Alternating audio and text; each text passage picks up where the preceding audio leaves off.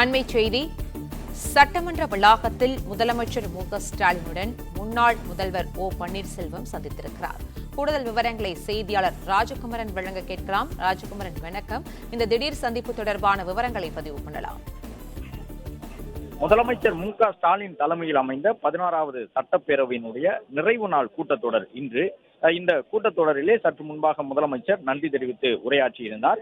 இந்த நிகழ்வில் தான், அதாவது தமிழ்நாடு சட்டப்பேரவைக்கு இன்று முதலமைச்சர் உரையாற்றியிருந்த நிலையில், அது மட்டுமல்லாமல் அமைச்சர்கள் பதில் உரையாற்றியிருந்த நிலையில், நிதியமைச்சர், வேளாண் துறை அமைச்சர் உள்ளிட்டவர்கள், அதிமுக சார்பில் அனைத்து சட்டப்பேரவை உறுப்பினர்களும் இன்றைக்கு இந்த நிகழ்வில் பங்கு பெறவில்லை. அதாவது பதில் உரையை புறக்கணித்து விட்டார்கள் என்று சொல்லும் வகையில் அதிமுகவினுடைய உறுப்பினர்கள் யாருமே இன்று அவைக்கு வரவில்லை.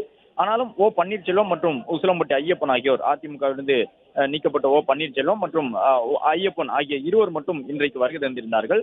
அவர்கள் தமிழக சட்டப்பேரவையில் இன்று நடைபெற்ற அனைத்து நிகழ்வுகளிலும் பங்கேற்றிருந்தார்கள்.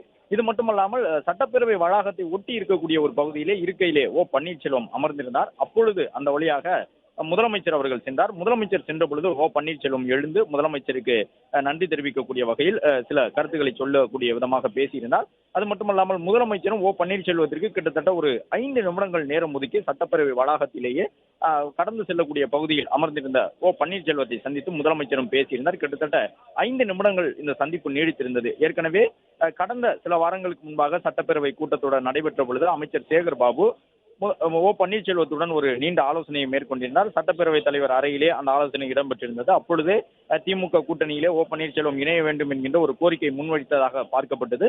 இந்த நிலையில்தான் இப்பொழுது ஓ பன்னீர்செல்வம் ஏறக்குறைய தனிமரமாகிவிட்டார். ஓ பன்னீர்செல்வத்தை சுற்றி இருந்த யாருமே இப்பொழுது அவரோடு இல்லை. மாவட்ட செயலாளர்களாக இருந்தவர்கள், அது மட்டுமல்லாமல் முன்னாள் அமைச்சர்களாக அதிமுகவிலிருந்து ஓ பன்னீர்செல்வத்தோடு தொடர்ந்து பயணம் செய்தவர்கள், ஓ பன்னீர்செல்வத்திற்கு அரசியல் ஆலோசனை குழு தலைவராக செயல்பட்டு வந்த பண்ருட்டி ராமச்சந்திரன் என்று யாருமே இல்லாமல் தனிமரமாக ஓ பன்னீர்செல்வம் என்று நின்று கொண்டிருக்கின்றார். அப்படிப்பட்ட நிலையில் தான் 5 நிமிடங்கள் நேரம் ஒதுக்கி முதலமைச்சர் ஓ பன்னீர்செல்வத்தை சந்தித்திருக்கின்றார். ஓ பன்னீர்செல்வம் இந்த சந்திப்பின் பொழுது முதலமைச்சருக்கு தன்னுடைய வாழ்த்துக்களை தெரிவித்திருந்தார். அதாவது முதல் முறை முதலமைச்சராக தன்னுடைய பணியை அவர் சிறப்புற செய்திருப்பதாக வாழ்த்தக்கூடிய விதமாக அந்த சந்திப்பை ஓ பன்னீர்செல்வம் மேற்கொண்டிருந்தார் என்று பார்க்கப்படுகின்றது. அதன் பிறகும் ஓ பன்னீர்செல்வம் ஒரு சில கருத்துக்களை அரசியல் ரீதியாக பேசியிருந்தார் என்று சொல்லப்படுகின்றது.